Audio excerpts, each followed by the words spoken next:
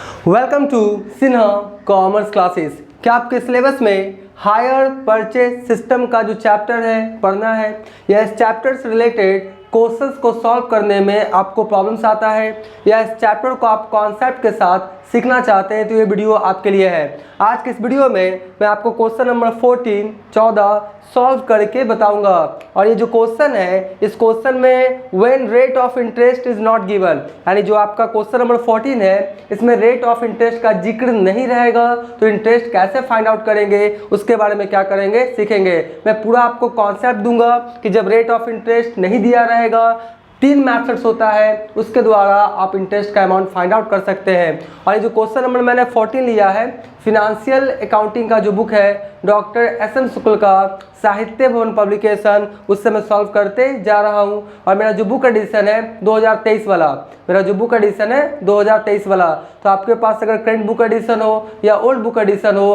तो आप अपने बुक के अकॉर्डिंग क्वेश्चन क्या करेंगे मैच कर लेंगे। अभी तक क्वेश्चन नंबर 1 से लेकर 13 तक 1 से लेकर 13 तक का मैंने क्वेश्चंस एंड सॉल्यूशंस बना के वीडियोस अपलोड कर दिया है। जब आप सिन्हा कॉमर्स क्लासेस चैनल के अंतर्गत जाएंगे वहाँ पे आपको एक प्लेलिस्ट मिलेगा हायर परचेज सिस्टम, उसमें वो सारे सॉल्यूशंस क्या है अवेलेबल है। नहीं देखा तो जाके क्या करेंगे देख लेंगे। आज हम लोग बात करेंगे क्वेश्चन नंबर 14 का, ठीक है। सबसे पहले क्वेश्चन नंबर 14 को अच्छे ढंग से समझने का कोशिश करते हैं। बोलता है क्वेश्चन नंबर 14 में क्या कि Shyam purchased on hire purchase basis a plant, यानी जो श्याम है ये कौन है आपका हायर परचेजर है और क्या परचेज कर रहा है प्लांट, ठीक है। हिज परचेज प्राइस वोज, इसका जो परचेज प्राइस वोज कितना था 35 लाख, ठीक है। 35 लाख क्या था हायर परचेज प्राइस है, कैश प्राइस नहीं है। हायर परचेज प्राइस कितना है आपका 35 लाख, ठीक है। फिर बोलता है ही मेक पेमेंट इन फ्लोइंग वे, और वो पेमेंट कैसे कैसे कर रहा है कौन श्याम, देखिए बोलता है at the time of delivery of plant, plant लेने के समय कितना पेमेंट कर रहा है 7 लाख, कितना पेमेंट कर रहा है आपका 7 लाख, है ना। तो ये क्या कहलाएगा मेरा डाउन पेमेंट, क्या कहलाएगा डाउन पेमेंट या क्या कहलाएगा मेरा साइनिंग अमाउंट। तो ये मेरा क्या है आपका डाउन, ये मेरा क्या है डाउन पेमेंट, ठीक है। तो डाउन पेमेंट कितना हो गया आपका 7 लाख जी।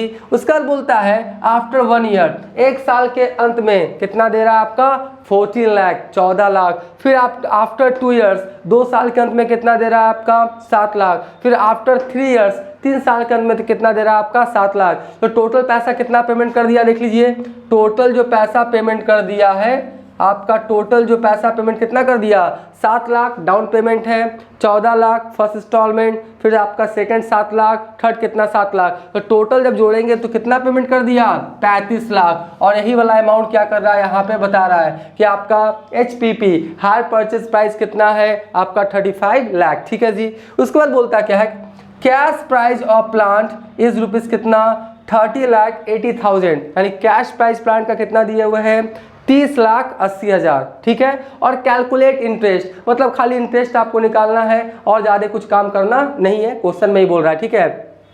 तो आप जब ध्यान से देखिएगा क्वेश्चन नंबर 14 को तो क्या इसमें रेट ऑफ इंटरेस्ट का जिक्र है कहीं पे, कहीं पे जिक्र नहीं है कि रेट ऑफ इंटरेस्ट 5% है 10% है 7% है, कोई जिक्र नहीं है, राइट। अभी तक क्वेश्चन नंबर 1 से लेकर 13 तक में आपका रेट ऑफ इंटरेस्ट का जिक्र था कि 5% 10% जो भी रहे, लेकिन क्वेश्चन नंबर 14 में रेट ऑफ इंटरेस्ट का जिक्र है नहीं है। तो जब रेट ऑफ इंटरेस्ट का जिक्र नहीं रहेगा तो इंटरेस्ट का अमाउंट कैसे फाइंड आउट करेंगे, उसके लिए 3 मैथड्स क्या है आपका एप्लीकेबल हो जाता है। क्या लिखा है मैंने, देखिए when rate of interest is not given there are 3 methods. Generally कितना मैथड्स आपको मिलेगा 3 मैथड्स। 3 मैथड्स में कोई एक मैथड को यूज करके आप इंटरेस्ट का अमाउंट आसानी से फाइंड आउट कर सकते हैं। और कौन कौन सा मैथड है थोड़ा नाम सुन लीजिए। पहला प्रोडक्ट मैथड, पहला कौन है प्रोडक्ट मैथड। फिर है प्रोपोर्शन मैथड, प्रोपोर्शन मैथड को ही हम लोग प्रोपोर्शनेट मैथड के नाम से भी जानते हैं। और फिर कौन है आपका इनवर्स प्रोग्रेसिव मैथड्स, यानी ये जो 3 मैथड्स है ना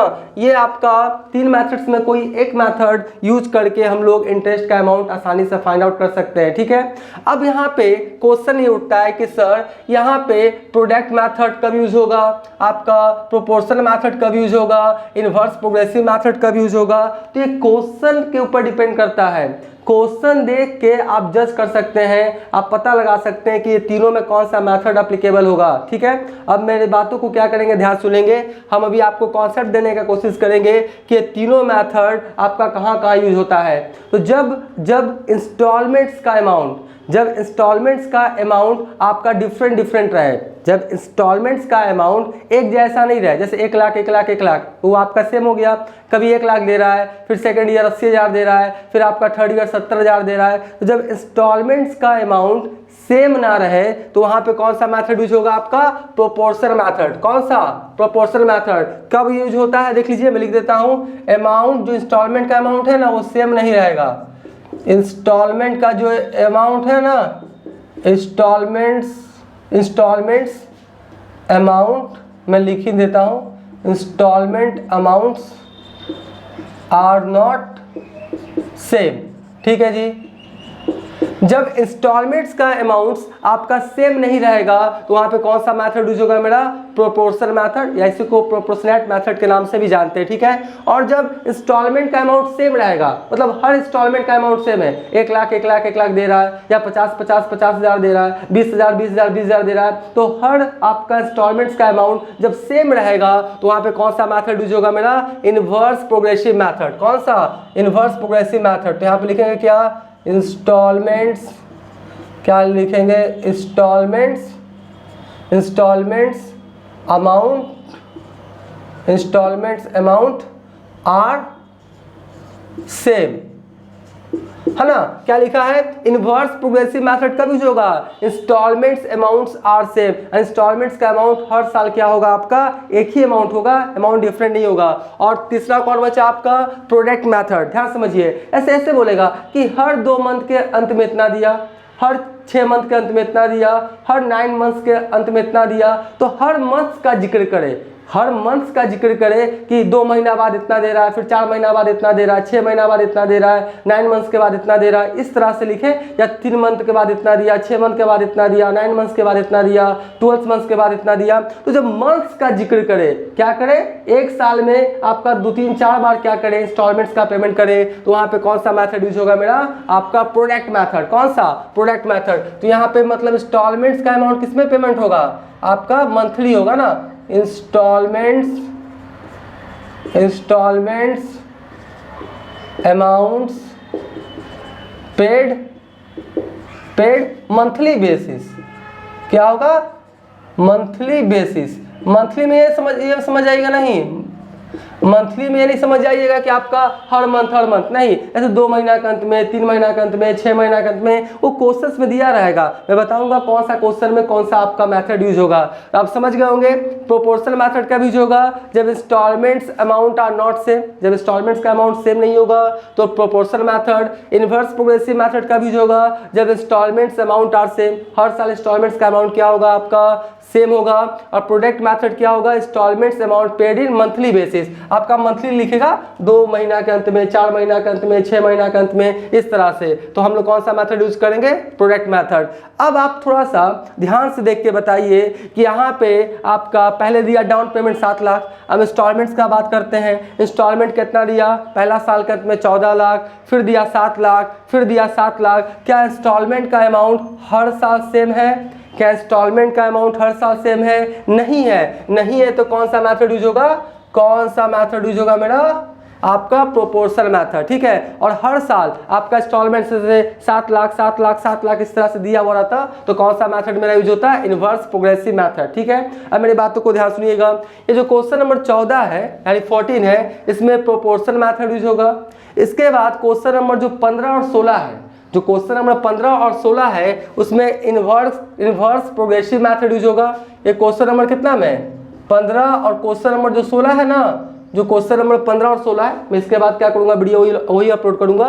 तो 15-16 में कौन सा मेथड यूज करना है, इनवर्स प्रोग्रेसिव मेथड। और ये आपका कौन सा प्रोपोर्शन, कौन सा मेथड है आपका क्वेश्चन नंबर 14 में। और आपका प्रोडक्ट मेथड कितना में यूज करना है, आपका प्रोडक्ट मेथड 17 में, कितना में आपका क्वेश्चन नंबर 17 में। तो 14 में आपका प्रोपोर्शनल मेथड, 15-16 में इनवर्स प्रोग्रेसिव मेथड और क्वेश्चन नंबर 17 जो है उसमें हम लोग प्रोडक्ट मेथड क्या करेंगे, यूज करेंगे।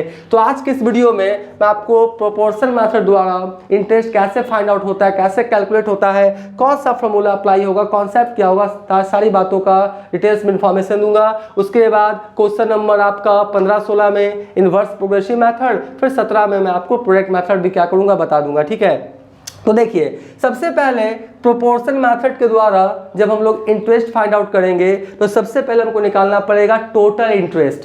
क्या निकालना पड़ेगा? Total interest. एकदम सिंपल है, देख लीजिए टोटल इंटरेस्ट कैसे निकलेगा। देखिए total year amount of interest कैसे निकलेगा, आपका टोटल आपका हायर परचेज प्राइस कितना 35 लाख, तो हायर परचेज प्राइस कितना लिख दिया 35 लाख, और कैश प्राइस कितना है प्लांट का 30,80,000।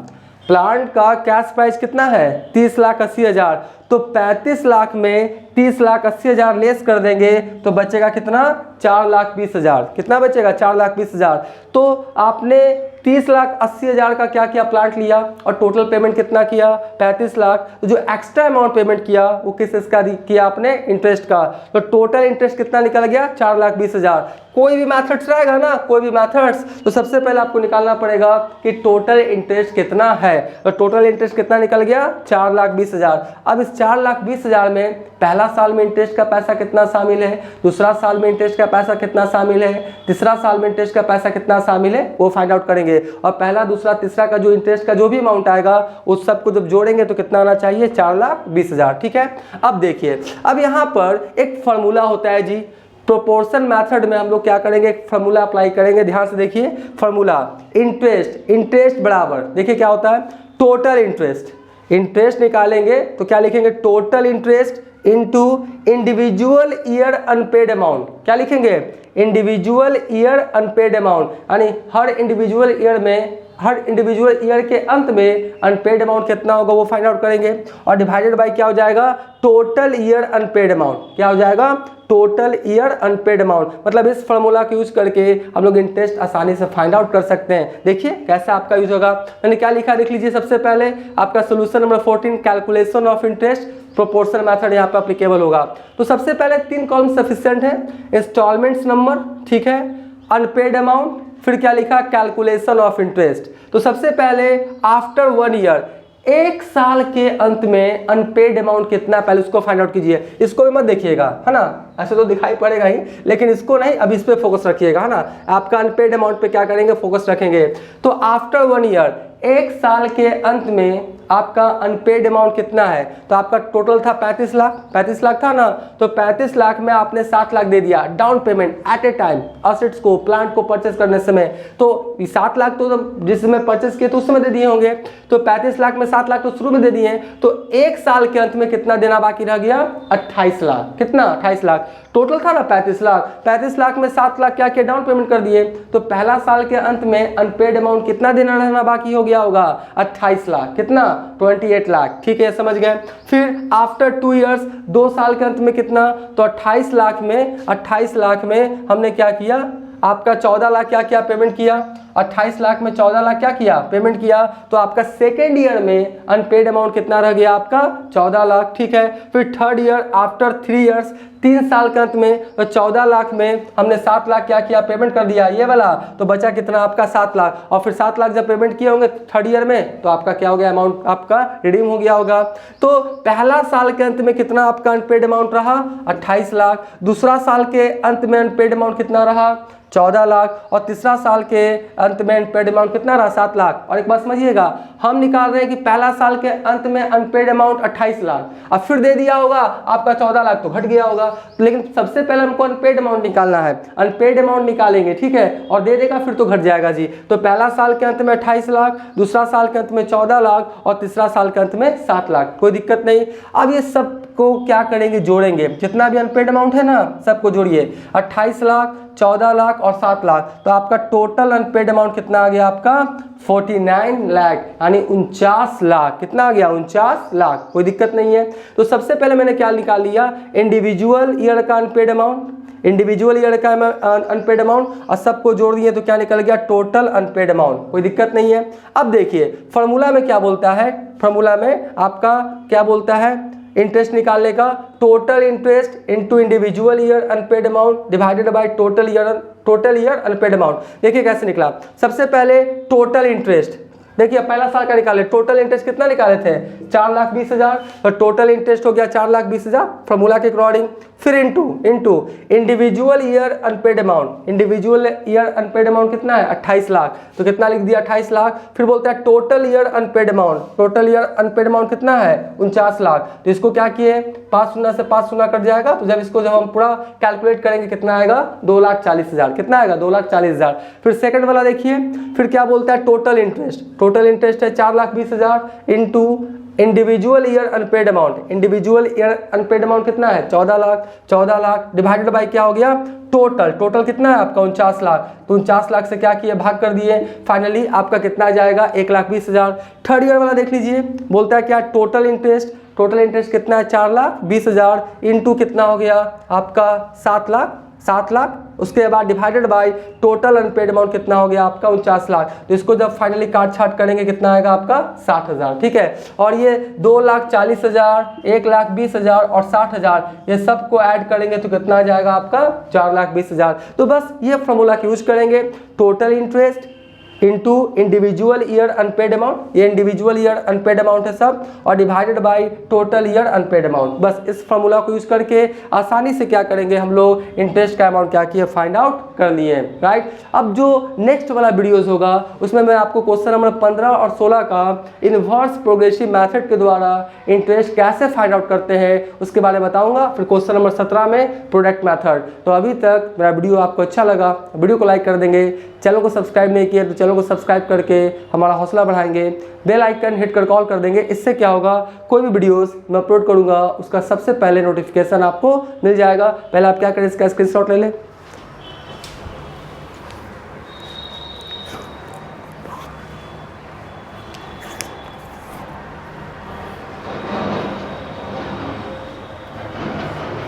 आई होप आपने इसका स्क्रीनशॉट ले लिया होगा। अब नेक्स्ट वाले वीडियोस में और जो भी क्वेश्चंस हैं, जो भी मेथड्स हैं, उसका भी क्वेश्चंस बहुत जल्द सॉल्व करने की कोशिश करेंगे। तो आज का वीडियो यहीं करते हैं। Thank you.